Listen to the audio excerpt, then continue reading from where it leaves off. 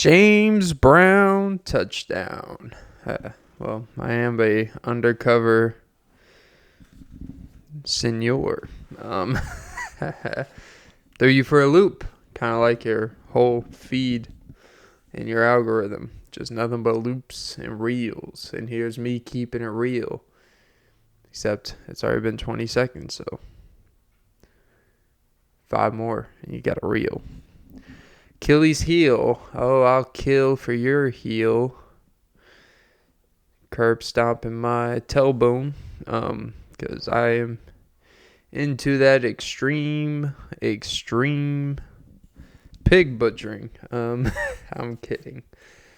Nah, I don't know what this pig butchering thing is. I keep getting videos of people recently doing videos about pig butchering. And I came across the article that kind of dabbled into it. I'll be honest, I didn't really read it. So, they say when you don't really read the article, talk about it in depth like you have a great, astounding affection for it. But basically, I kind of saw what it was. It's basically girls that foster these online relationships that are definitely, they come off as real, but they're not. And, catfishing, essentially, but there's actually someone else controlling them or someone that's paying them to fester these. I don't know, The moral of all this is stop being so pathetic out there on all facets. If you don't see her in person, there's probably a reason. She probably doesn't want you to. Because she either is lying about something or she just really doesn't want to see you. Moral of the story is, if you ain't porking the pig, it's because your estrogen levels are at all-time high. Well, with the stuff they're feeding us. Estrogen Z? I don't even know what generation I am. I don't understand why people are so obsessed with their generation anyways. I'm a Gen Z. I'm a Gen D. I'm a gender. Fasciitis. Because I'll plantar my fasciitis on your beautiful body. They say the power of bodies touching is the most natural and the most potent form of healing, is the connections of you and someone else's body. Just the simple act of touching someone can bring endorphins that even alcohol or the craziest drugs can't bring. There's a longing satisfaction that comes with it. And, so just go out there and put your body on someone, Maybe they'll like it. Maybe they won't. I'm not saying hump someone, but just be like, put your hands on someone's shoulders and be like, I'm here for you. Pass it on. And then she'll either, pass it on to HR or pass it on to her DMs and put you in a group chat and talk about how much of a creep you are. I promise you, I don't do this. I don't touch nobody. Ain't no telling who I touch or don't touch. But yeah, I am a little out of touch though. Because apparently there are women out there. Really, it's just a few women that speak the loudest. But it's going viral in a way. And look, it's not reinventing the wheel. It's the same shit. If you make $50K, you should not be dating. Essentially, if you make $50,000 or less a year, you should not be dating. And it's like, all right, well, then it's going to be just you and 700 women that are more than likely more attractive than what this lady who was talking, fighting over the same guys. And people got to be careful when you lessen your dating pool. That's fine. But especially if you want these quote unquote higher standards of certain things that we value in society.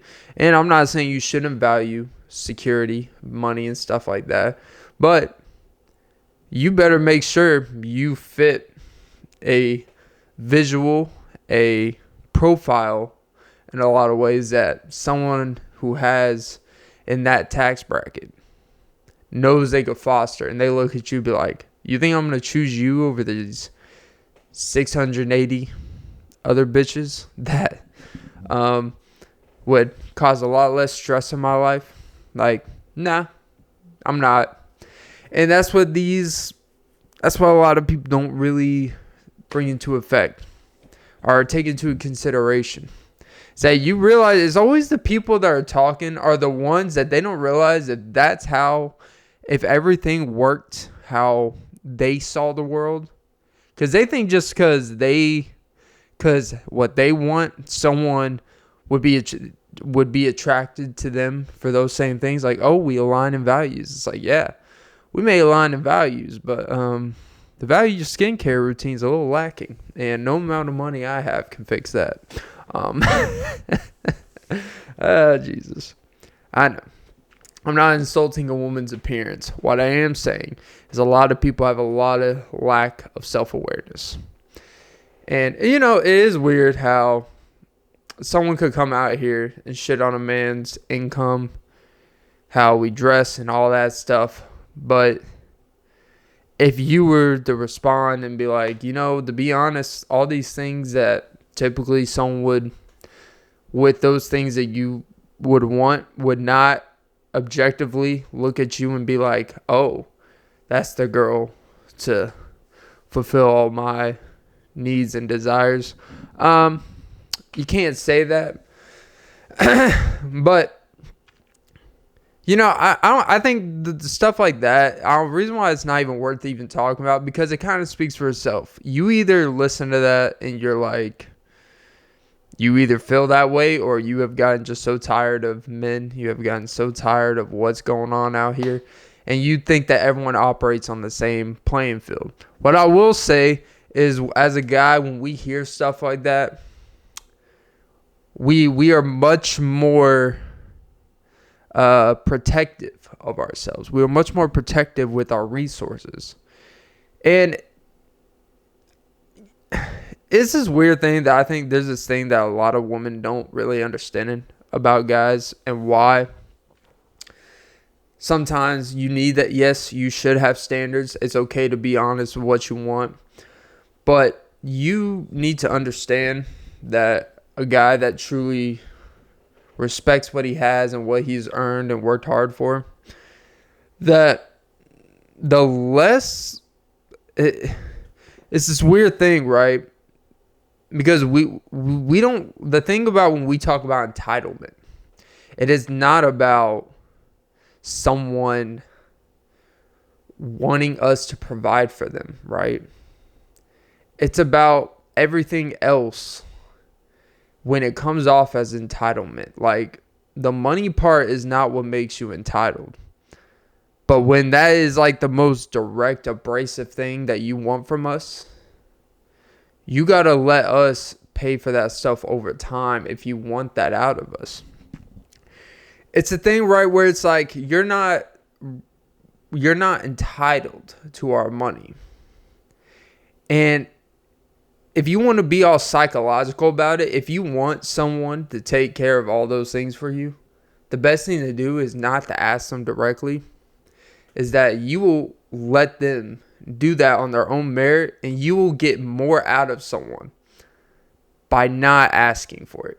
As weird as that may sound, men are this weird thing. We don't like to be asked to do shit like that.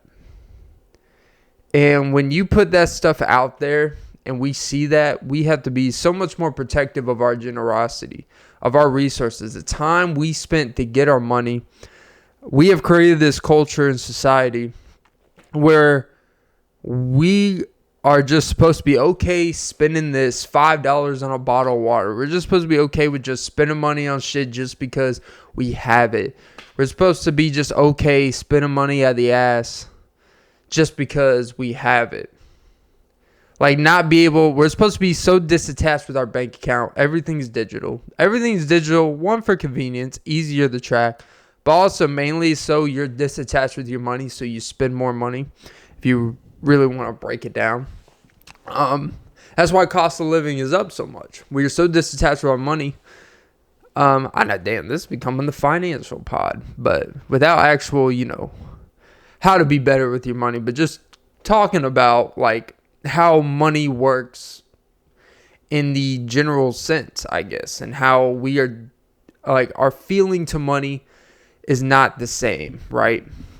And it's designed like that on purpose. But when you get these people talking about, and one thing that stood out to me, and it said everything, is she said, if you can't if you can't give me $10,000 to start a business, like, what am I with you for? It's like, why do you need me? Why do you need a guy to spend $10,000 of his money that you don't feel entitled that you're ever going to have to pay back? He gets nothing back in return. There's no risk reward attachment. So it creates this further thing for yourself where you never actually understand the value of money and the risk of taking that amount of money and borrowing money. You don't need a guy to borrow $10,000. You can go to your bank and get a business loan. You can get a personal loan for $10,000. $10,000, like, the most people with not the greatest credit score can get that shit. Like, honestly, your shit would have to be so fucking bad for you not to be able to go to the bank to get $5,000, $10,000. So if it's just, if I can't get $10,000 and you to start, but you don't need me, why don't you go get a job, work for 4 or 5 months, make $10,000 plus dollars, and you can use that money to, but then I can't save. It's like, well, that's what it's like having a job and actual responsibilities, not living in this fictional world that we want to fruition out there. And that's the thing people want. And honestly, you got to be careful when you hear this stuff, because it's honestly people that want all the benefits of money, but want to, quote unquote, in this investment culture, this business. Everyone wants a business culture. Everyone shits on everyone wants a podcast business, and that's fine. But everyone wants a fucking business too. And at least with podcasting, I'm not going to go $40,000 in debt because you wanted to make some cool vegan cupcakes for $9 a pop that taste like absolute booty cheeks. All right. I don't care how good your nice ice cream frosting is. All right. Yeah, it has pumpkin seeds in it. Some chia pumpkin seeds. Like, fuck you. And you want me to give you $10,000 for that shit. Right? It's like, you haven't, like, when's the last time you've made cupcakes? All right. Exactly. All of a sudden, I have this aspiration for cupcakes. No. But everyone wants to do these business things. Everyone wants a business. But people don't want to put their own money behind it. Or at the very least, borrow money that actually has a risk involved if you don't pay it back, like borrowing from a bank. And I don't want to borrow from a bank. But really, when you're doing mortgages, that's really what you're doing. But if you are going to at least have it where, like, it's going to put more incentive under your ass. Like, if I don't pay this shit back, interest is coming up for me. They're going to take this. And it puts an incentive to at least show that you're taking it serious. And when you feel that heat under your ass, you act different, right? Where if you just borrow a couple $100 from someone to pay something off, and there's no time frame, there's no interest attached to it, there's no incentive to pay it back, right? And that's the shit that fucking becomes disattached from your money. And it's really just one of those things where hearing that, I can't even take it serious as I just spent 15 minutes talking about it. But you know what? Honestly, I don't even click on these videos anymore. Because I don't really care to get mad into a world that I'm not involved in. That's really that type of world where someone's bank account and how much money someone makes a year is attached to how someone views someone. You know, that's just not a world that I live in. It's not how I was raised. It's not what I value personally. So I don't really get people's obsession with that stuff. But I understand the frustration of if you're dating out here, but at the same time, if you're someone that doesn't value that and someone you know is like that and, oh, well, I expect this and this and then you could just be like, well, I don't value that, so I guess we shouldn't go out. But a lot of people want to convince themselves that these things are just, oh, it's just society. It's just the way people are trained. And really, they want to be everyone wants to be traditional. It's like, no, like, there are people that it just is what it is like that. And you got to be okay with no matter how pretty that thing is. You got to let her sing in someone else's coliseum. Because we're all just building empires together. Oh, we're kings and queens. We're building empires. It's like, all right, well, even Jussie Smollett was an empire. And we saw sometimes a few lies can go astray. So, yeah, enough of that.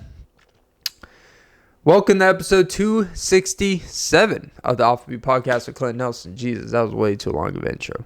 I am your host, Clint Nelson. Don't forget to like, follow, comment, subscribe, hit the notification bell. Most important, ladies and gentlemen.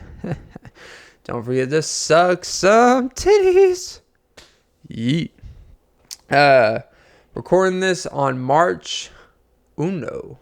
That's first for you English speaking folks. No board games here. 2024 at 1:44 p.m. Eastern. Yes.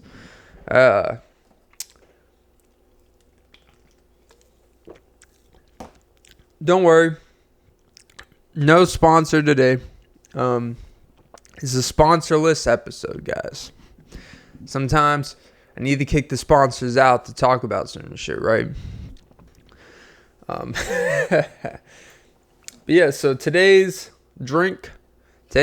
non-sponsor sponsor, we are bringing back an old friend of mine, Ghost, sour green apple. Oh, it's got a tangy tip to it. Oh, that sounded sus. But it ain't sus. The way they be busting it down. Tatiana. Oh, Jesus. Yeah. Yeah. It's nice to see you guys. It's Friday. The first of Friday. Yeah, these short months really fuck everything up. It fucks up your paycheck cycle, how much extra days you have to accumulate some cash.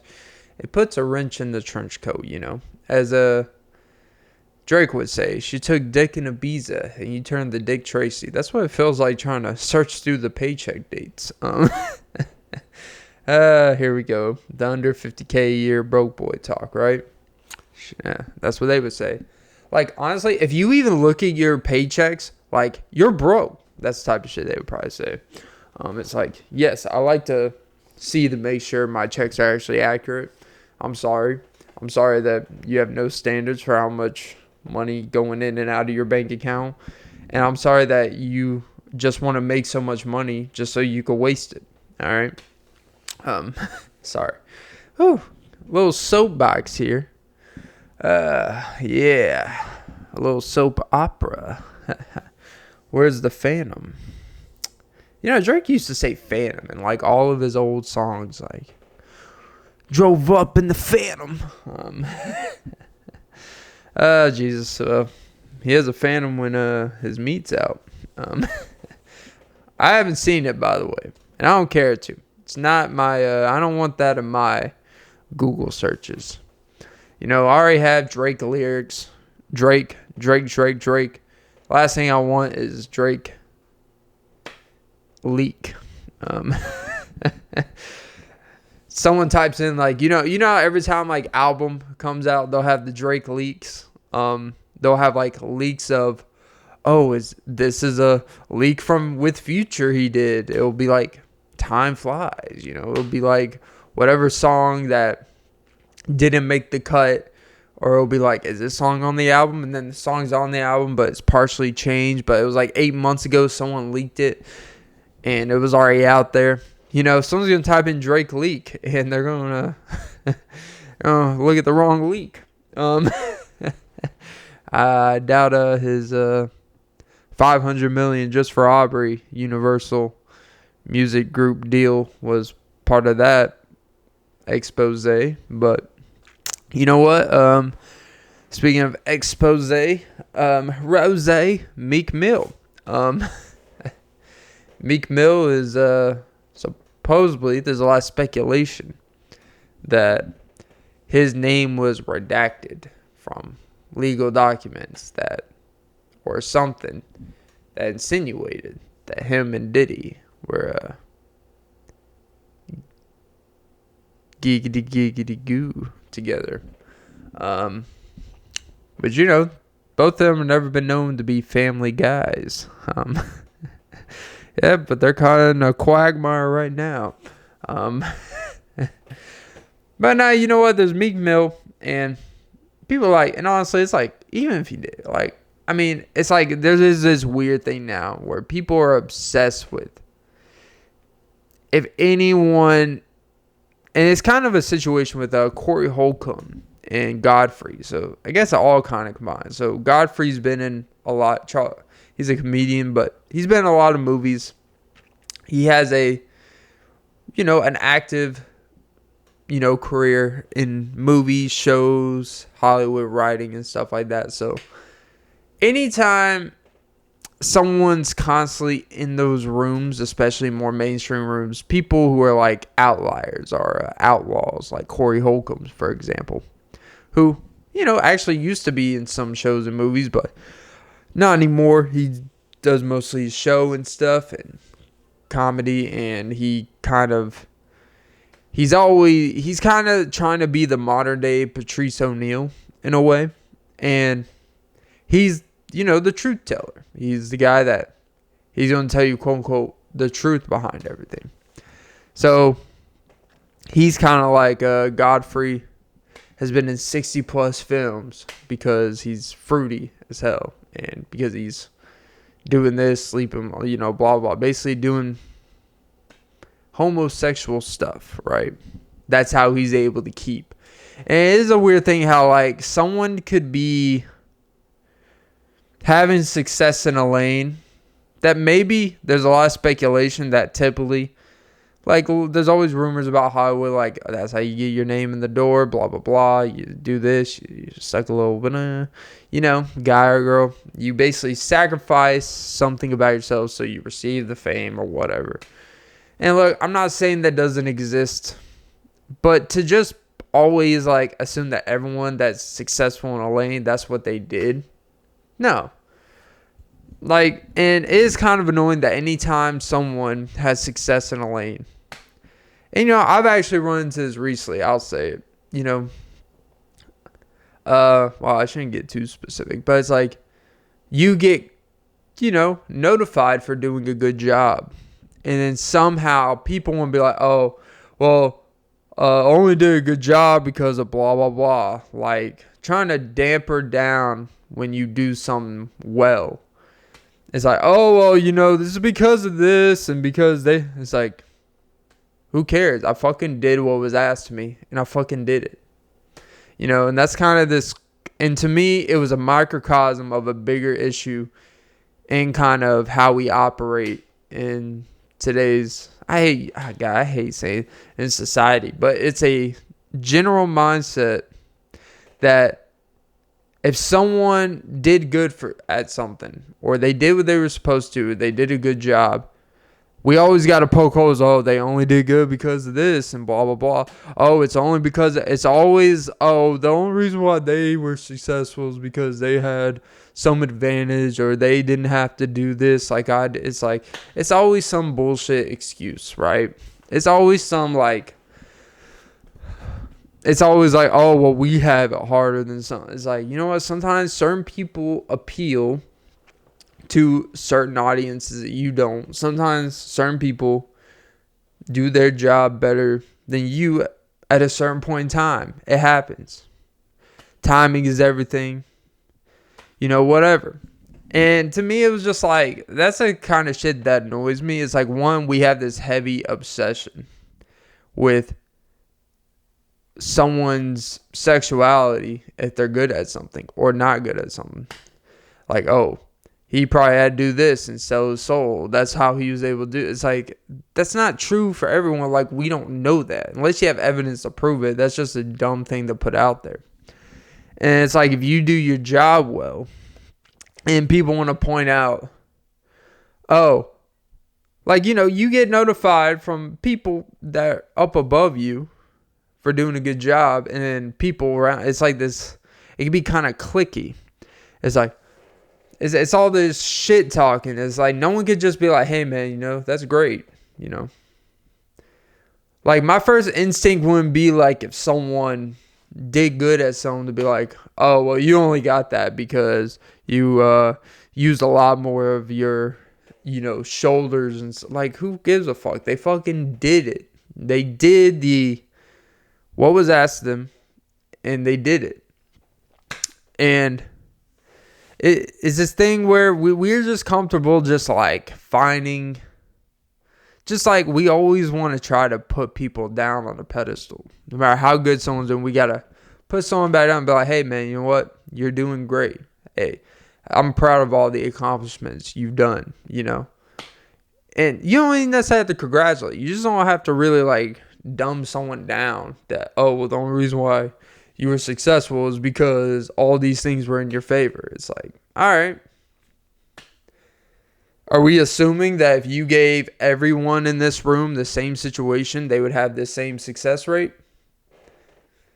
That's not always true. Not everyone works the same in certain situations, right? Some people were better than others. Some people could do it all. Some people can't do any. So, I don't know. It was just it was like a microcosm. And that shit was just like, oh, okay. And I think it connects to this stuff because it's always, oh, they only did this because they were sucking dick.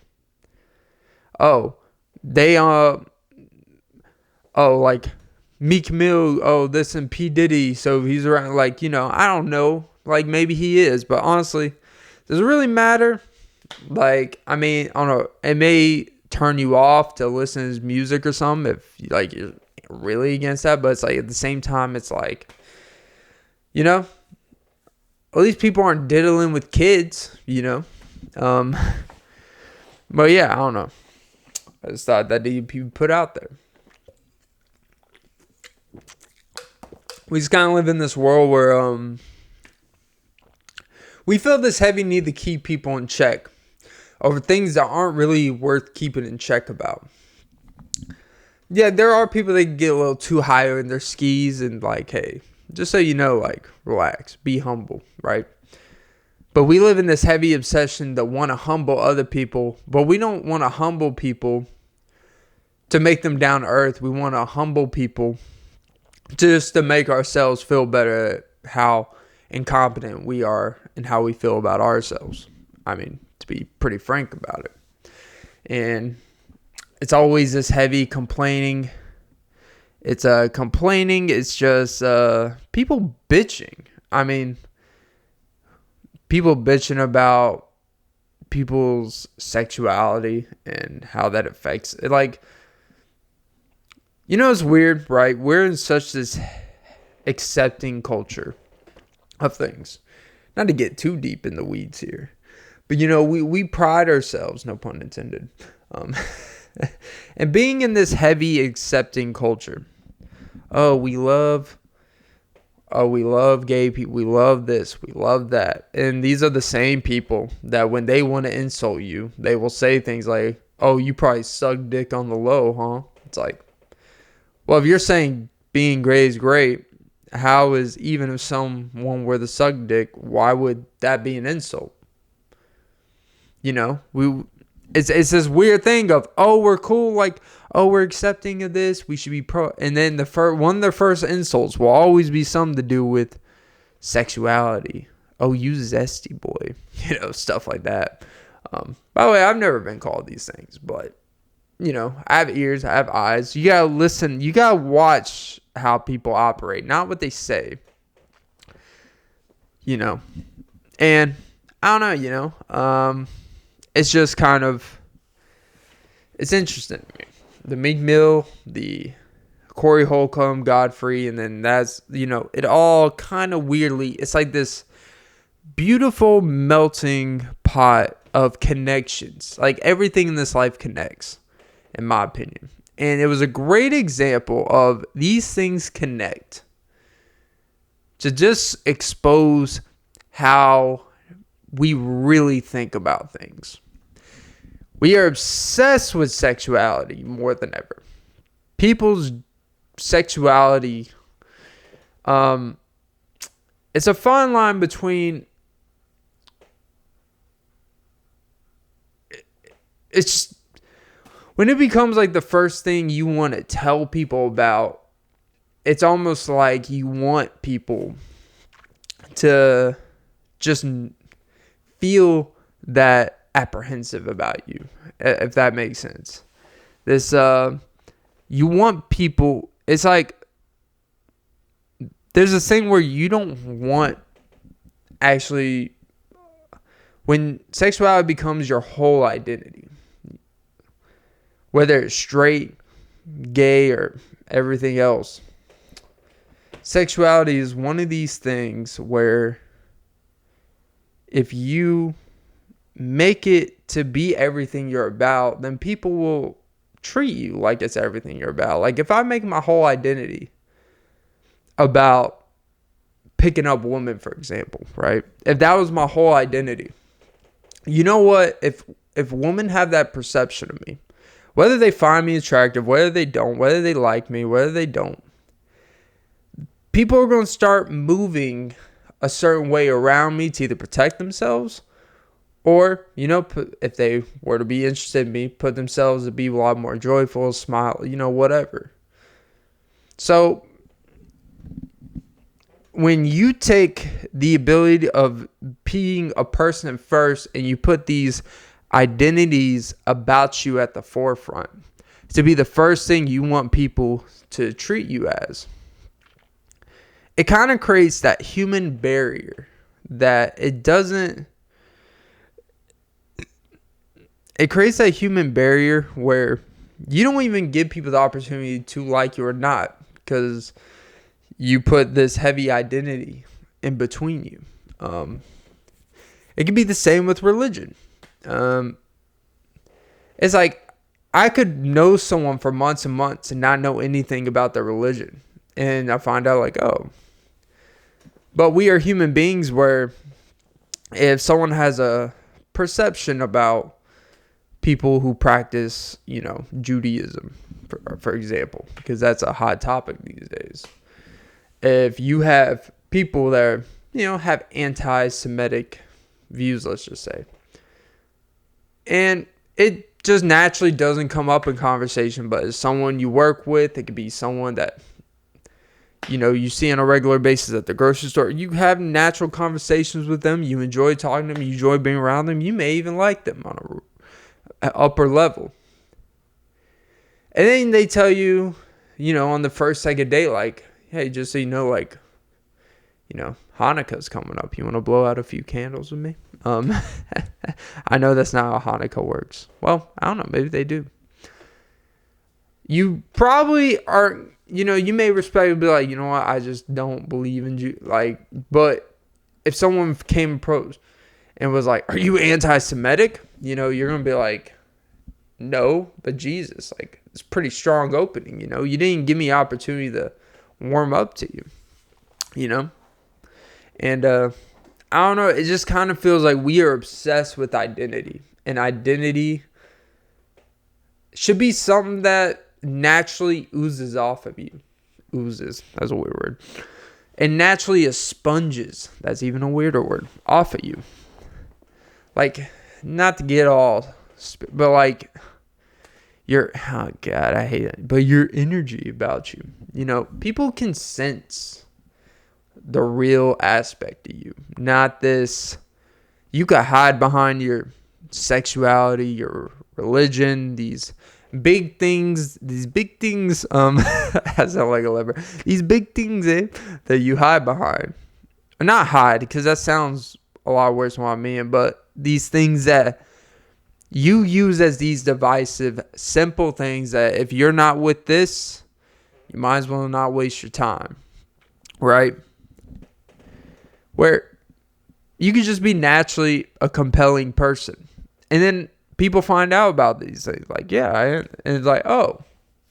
And it may actually change if, like, someone is so anti, let's say, fill in the blank, but then their experience with you is positive, and they're like, oh, you know what? Maybe I have this warped point of view, and I realize that not everyone like this is like this, you know? And, you know, there's immaturity attached to even thinking that, oh, all people are like this anyways. But, you know, you got to live in reality. There are people that think that. They think majority of fill in the blank, whether it's race, sexuality, religion. Not the key, but those are the big ones that people focus on. You know, race is a very divisive topic. Jesus, Clint, you are really trying to get fucked up today. Gender is a very divisive topic. Sexuality is a divisive topic. Religion is always a divisive topic. Jesus, I keep saying tropic. Thunder. I'm a semi-pro at this podcasting.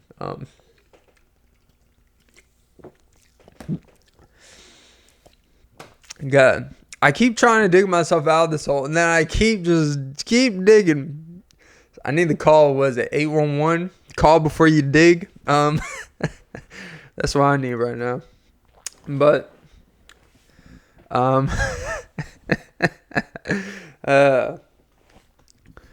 but yeah, anyways, the more important things, my water heater, you know, was flooded my bathroom. I'll get to that in a minute. But, you know,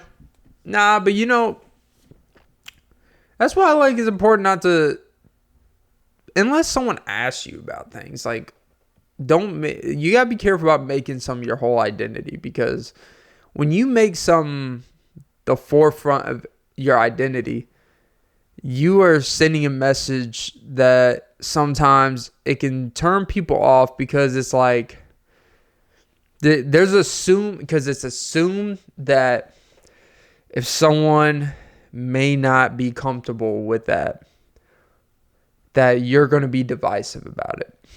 And people are not trying to get into divisive situations these days. You should always be proud about whatever it is. But you got to be careful about it being divisive in the fact of if someone's just like, hey, you know, I'm cool, to not, you know, make a big thing of an attack on that person, you know. So, I don't know. Like, could you imagine me SpongeBob and everyone just talks about how much of a sponge you are, you know? It's like, you know, we could joke about things here and there, but at the same time, it's like, I don't want to hear all day about, you know, being white. You know, it's a weird thing. Like, it's a fun thing to joke about, like, oh, this and that, you know. But then, you know, sometimes it's like, all right, like, am I just accepted in certain environments because for being white, I'm cooler than most white people? I don't know, you know. You know, it gets to this thing where, like, you don't want the main reason everyone wants to be around you to be just a singular reason. You want different relationships. You want different connections with a multitude of different people, so you feel like you have a diverse portfolio. Like we're talking about investing. But really, friendships and love is investment. So yeah, I guess the moral of all that is, because I don't know what the fuck I'm talking about anymore, is protect your identity. Don't make it everything you're about, but be proud about it. And I could have saved like 20 minutes of y'all's life with that. But yeah, it's more important news. So this is the beauty of living in an apartment complex, you know. Stuff happens in your apartment. You don't have to pay for it. You know, as long as you're renting, you know. But you know what? annoying part about living in these apartment complexes is no matter what you tell them about what issues you are having, they will try to tell you, nah, it's not really that big of an issue. It's just got to be tightened up here. Literally last year, when we moved in here, literally after a month or two, like we kind of told them, like, this, it's moldy. There's mold coming through the walls. It hasn't really gotten better. We can hear the leaking in the air conditioning unit, in the water boiler. And we had them come out and like, oh no, it's not that, it's this, whatever. It would temporarily fix. Probably like not too long ago, probably like 3 or 4 months ago, it kept, we kept hearing it. Water was getting worse. Like we could see it going. Called them out again. Like, hey, this shit's like bad. Like we can hear the shit. We can smell it weirdly. Have them come out. And the thing is, even if it's a third party, but it's contracted through the apartment complex, these third parties, they have to go to the